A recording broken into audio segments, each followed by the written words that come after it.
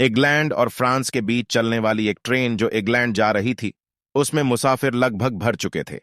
सिर्फ एक सीट खाली रह गई थी। ट्रेन चलने से थोड़ी देर पहले एक अंग्रेज शख्स आया और उस सीट पर बैठ गया।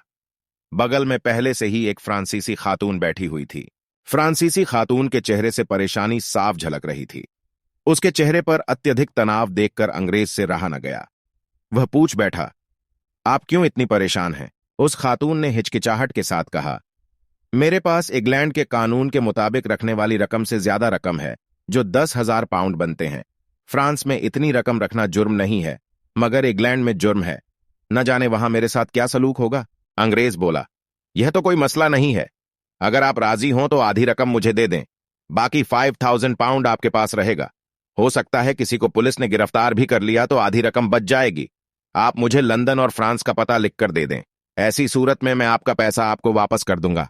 खातून ने अपना पता लिखकर दे दिया। रेल से उतरने के बाद फ्रांसीसी खातून पुलिस के चेकिंग से बिना किसी रुकावट के गुजर चुकी थी कि अंग्रेज जोर से चीख पड़ा और पुलिस को उस खातून की तरफ इशारा करते हुए बोला, जनाब, उस औरत को पकड़े, वह 10,000 पाउंड गैर कानूनी तौर पर लेकर जा रही है।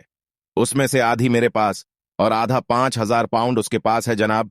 मैं इंग्लैंड का देशभक्त शहरी हूं और मैं अपने महबूब देश से गद्दारी करने का सोच भी नहीं सकता। मैंने जानबूझकर उसकी मदद की ताकि अपने महान देश से मेरी देशभक्ति साबित हो सके। पुलिस ने खातून की दोबारा तलाशी ली और आधी रकम बरामद कर ली।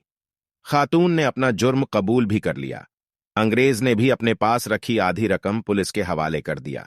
पुलिस अफसरान ने मनी लॉन्ड्रिंग से देश की इकोनॉमी को पहुंचने वाले नुकसान के बारे में बात करते हुए अंग्रेज का शुक्रिया अदा किया। उसकी देशभक्ति की जमकर तारीफ करते हुए इज्जत के साथ जाने दिया और उस फ्रांसीसी खातून को दूसरी ट्रेन से वापस फ्रांस भेज दिया। कुछ दिन बाद फ्रांसीसी खातून के दरवाजे पर दस्तक हुई। जवाब में उसने दरवाजा खोला तो सामने अंग्रेज खड़ा था। हैरानी और गुस्से के मिले जुले हालत में खातून बोली, तुम कितने झूठे और मक्कार आदमी हो कि धोखे से मेरे पैसे पुलिस को बरामद करा दी, और कितने बेशरम हो कि सामने आकर खड़े भी हो गए। अंग्रेज ने खातून के किसी भी बात पर रिएक्शन देने के बजाय उसे एक लिफाफा थमाया जिसमें 15,000 पाउंड थे और सपाट लहजे में बोला, यह आपकी रकम है और बाकी पैसे मेरी तरफ से आपके लिए इनाम है। फ्रांसीसी खातून उसकी बात सुनकर हैरान रह गई कि यह क्या माजरा है। अंग्रेज कहने लगा, मोहतरमा, आपका गुस्सा जायज है, मगर उस वक्त मैं पुलिस का ध्यान अपने बैग से हटाना चाहता था जिसमें पहले से ही 3 मिलियन पाउंड थे। मुझे इसलिए यह नाटक करनी पड़ी जिसमें आपके 10,000 पाउंड चले गए, मगर मेरे लिए यह सौदा जरा भी महंगा नहीं था।